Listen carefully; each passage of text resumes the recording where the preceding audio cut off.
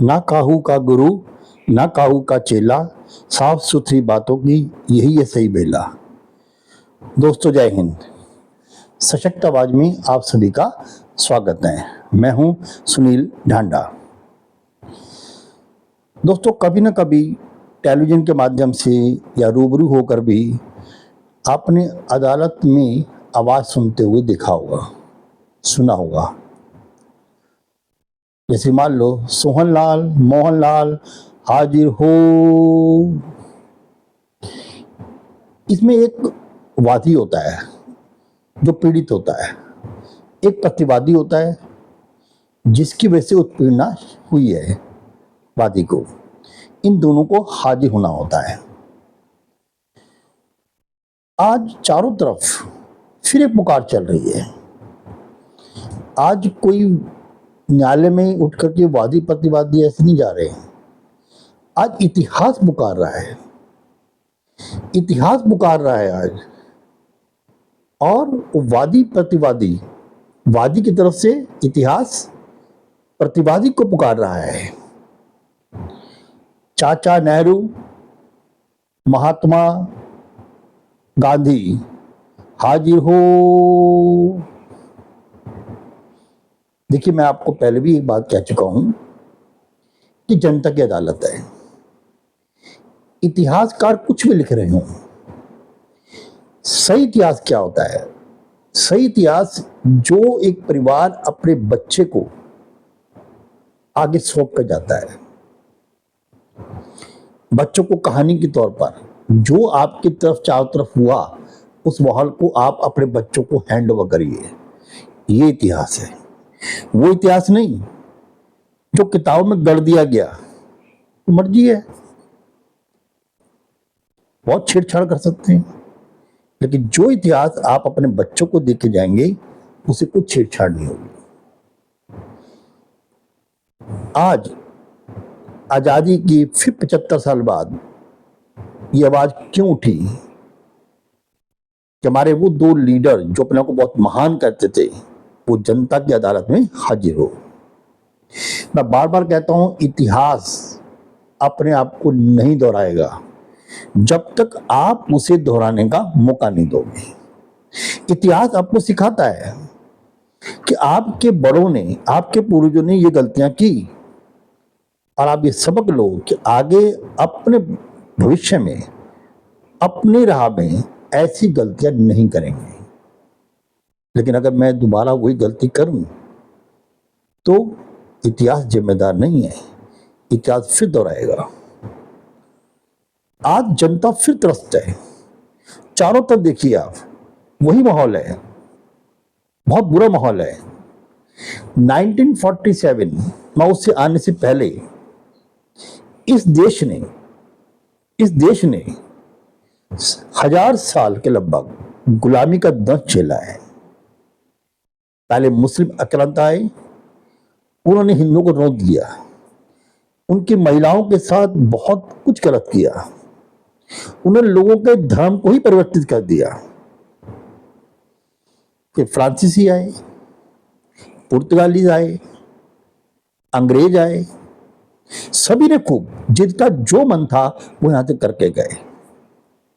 लेकिन जब अंग्रेज जा ही रहे थे 1947 में, तो उस वक्त बात उठी इस देश के बंटवारे की। देखिए, जिन्ना का दृष्टिकोण, उसका विजन बिल्कुल साफ था, क्लियर कट। वो साफ कहते थे कि हम लोगों का धर्म, हमारा खान पान, हमारा रहन सहन, ठीक है, ये सब आपसे विपरीत है। इवन आप देखिए, इनके जो लैंग्वेज उर्दू है उसको लिखना ढंग दे लीजिए आप। ये हमेशा राइट से लेफ्ट चलते हैं, हमारी हिंदी चलती है लेफ्ट से राइट। यानी हर तरह से वो बता रहे थे कि भाई हम जो है आपसे बिल्कुल ही अलग है, विपरीत है, और हमारा गुजारा आप लोगों के साथ नहीं हो सकता, हमें कृपा करके अलग रास्ते दे दें। अंग्रेजों ने बात मान ली। हमारे देश के जो कर्णधार थे, बड़े बड़े कर्णधार, उन्होंने बात मान ली तो ठीक है, देश का बंटवारा कर दिया जाए।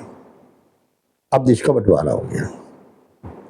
लेकिन उस वक्त जिनको हमें समझाया गया कि इनका विजन बहुत साफ है, हमारे चाचा जी का, हमारे राष्ट्रपिता जी का बहुत विजन साफ है, उनको ना तो 1946 का बंगाल का हल दिखाई दिया कि कोलकाता के अंदर डायरेक्ट जे के अंदर हिंदुओं के साथ क्या किया गया, ना उनको इस बात का याद रहा कि नौलखा में हिंदुओं का क्या हाल हुआ, ना उनको ये याद रहा कि इतने लोग जो वहां से डाइवर्ट होकर यहां पर आए हैं हिंदू, उनका क्या हुआ, कुछ याद नहीं। क्योंकि शायद मुझे लगता है जब ध्यान नहीं दिया गया कि उस वक्त उन दोनों की आंखों में शायद मोतियाबिंद था, और वो भी काला, ग्लूकोमा जिसे बोलते हैं। ग्लूकोमा में तो दिखाई देना ही बंद हो जाता फिर, और उसका ट्रीटमेंट भी कोई नहीं था, अब भी नहीं है, उस वक्त तो बात अलग है।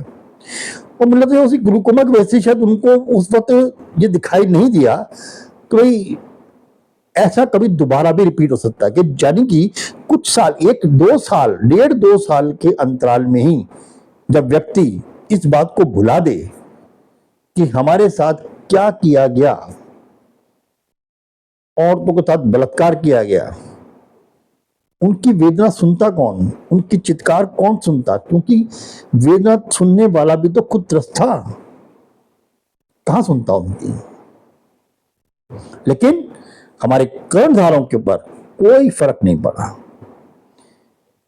आज हमें फिर उसी मजार में, उसी चौराहे में छोड़ दिया गया।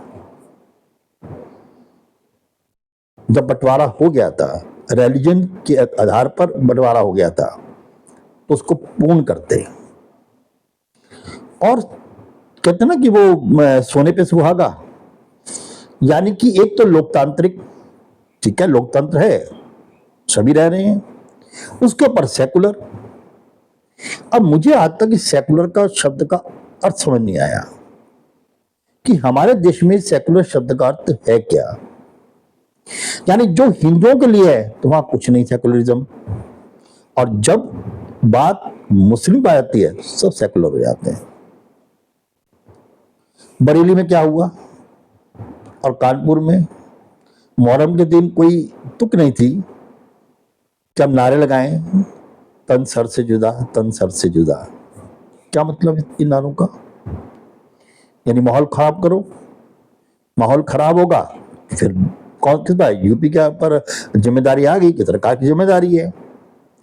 अखिलेश यादव कहां गए, उनके मुंह में दही जम गई। यानी आप एक चीज ध्यान रखिए, हिंदू तब भी संगठित नहीं था, और 1000 साल उनकी वो दुर्गति हुई है जो इतिहास में किसी और की नहीं हुई। क्रिश्चियन संगठित है, मोमडन संगठित है, लेकिन हिंदू संगठित नहीं है, और इसीलिए उन्हें पता है ये संगठित है नहीं, ये तो जातियों बटेंगे, ये तो सेकुलरिज्म रहेगा इनके अंदर। ऐसा सेकुलरिज्म यानी कि हमारे देश के अंदर सारे बड़े बड़े नेता आजकल इस पे लगे हुए हैं, जातीय मतगणना, जनगणना हो, जातीय जनगणना हो, पता लगे कौन किस जात का है। और एक व्यक्ति अपना धर्म बताने को राजी नहीं है, अपना नाम लिखने को राजी नहीं है, और आप हम लोगों की जातियां नहीं। देखिए गलतियां हम लोगों की हैं, लीडर हम बनाते हैं, लीडर कोई बन के नहीं आता, लीडर हम लोग बनाते हैं। हम वोट देने चाहे निकले ना निकले, लेकिन हम गर्मी के अंदर उनका लेक्चर सुनने जाते हैं, स्पीच सुनने जाते हैं। क्यों भाई? मैंने पूरी जिंदगी बिता दी, मैं कभी आज तक, जबकि टेलीविजन भी है और जब टेलीविजन नहीं था हमारे टाइम में, मैं किसी नेता को सुनने नहीं गया, मुझे मालूम है, क्योंकि मैं तो 1940 में बड़ी पैदाइश नहीं है, लेकिन मुझे इतिहास मेरे फादर से मिला है। मैंने कोई बुक नहीं पढ़ी इतनी, मैं तो छोटे छोटे जो है मुझे जरूरत पड़ती है नॉलेज की देखता हूँ, डेट क्या है बस ये। लेकिन जितना मुझे मेरे फादर ने समझाया है इतिहास के बारे में, मुझे इतिहास भी नहीं समझाएगा। यही है आपको एक्चुअल पता होना चाहिए कि आपका इतिहास क्या है और आप अपने बच्चों को आगे दे के जाइए।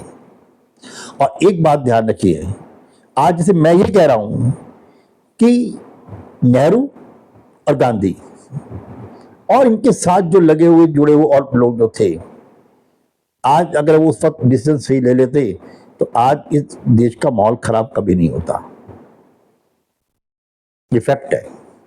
तो वो भी अपनी जगह सही थे। वो अपने देखो, जिन्ना ने कोई बात नहीं गलत की, उसने कहा कि हम आपके साथ नहीं रह सकते, हमें अलग राज्य दे दीजिए, स्टेट दे दीजिए, उन्हें दे दी, ठीक है ले जाओ। तो लियाकत अली ने क्या किया?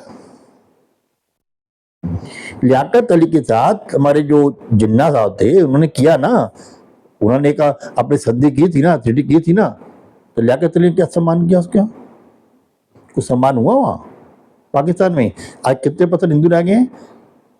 और उन हिंदुओं की दुर्गति को देखकर ही अब मोदी सरकार ने CAA लागू किया। तो भाई बवाल, मतलब देखना कुछ नहीं, समझना कुछ नहीं, बस बवाल कर लो। जब तक आप इन लीडरों के पीछे लगोगे, पीछे लगू से चलोगे, आप खता ही खाओगे। अगर इनको उनकी हैसियत दिखानी है तो इनके आगे चल के दिखाओ। हमें आपकी जरूरत नहीं है, आपको हमारी जरूरत है। आइए हम आपको रास्ता दिखाते हैं। और यही योगी मॉडल है, यही योगी मॉडल है।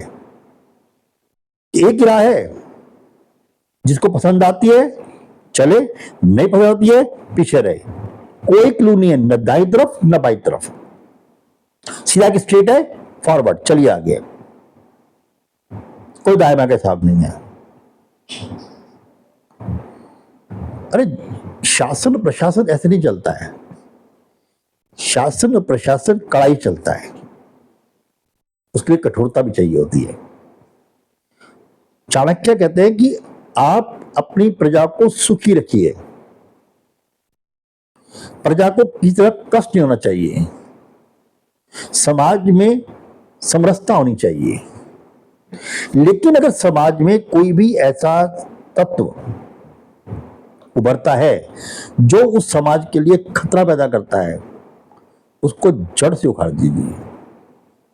उस टहनियों, किसी भी पेड़ को किसी को नष्ट करना है तो उसकी टहनी को हटा कर, ये पत्तों को गिरा के कुछ नहीं होगा, उसको समूल नष्ट यानी कि जड़ से उखाड़ दीजिए ताकि दोबारा न पनपे। तो इस मेरा सिर्फ यही रिक्वेस्ट है कि भाई आप अपने बच्चों को खुद इतिहास की शिक्षा दें। जो आपके यहाँ, जो आपके चारों तरफ घटित हो रहा है, आप उसको एज ए प्रमाण जो है वो आप अपने बच्चों तक पहुंचाएं। किताबों में तो बहुत कुछ लिखा हुआ है, किताब में तो अकबर भी महान लिखा हुआ है, किताबों में तो जहांगीर को भी बहुत अच्छा बताया हुआ है, ताजमहल में प्रेम बताया गया है।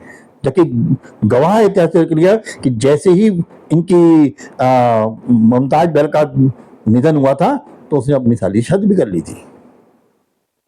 तो ये तो इतिहास है। और हमारे इतिहासकार को लगता है कि प्रेम, बहुत बड़ा प्रेम था उनका। इतिहास वो जो आपकी मुट्ठी में है, जो आपका है, आप उस इतिहास को अपने आने वाले जो पीढ़ियां हैं उनको देके जाइए, वरना आगे आने वाली पीढ़ियां भी आप ही को कोसेंगी। क्योंकि हर राष्ट्र जो है, हर राष्ट्र की नींव एक समाज होता है, और एक समाज की नींव उसका परिवार होता है, और परिवार की नींव उस परिवार के सदस्य की होती है। आप देखिए, एक सदस्य आपका परिवार का एक ईंट का काम करती है। अगर आपकी ईंट, आपका घर जो बिल्डिंग बनाता है, अगर वो उसकी दीवारें मजबूत होंगी तो आपका घर और आपकी सोसाइटी आपकी बहुत ही अच्छी चलेगी और बहुत मजबूत रहेगी। आज इतना ही, फिर कभी और चर्चा होगी। जय हिंद।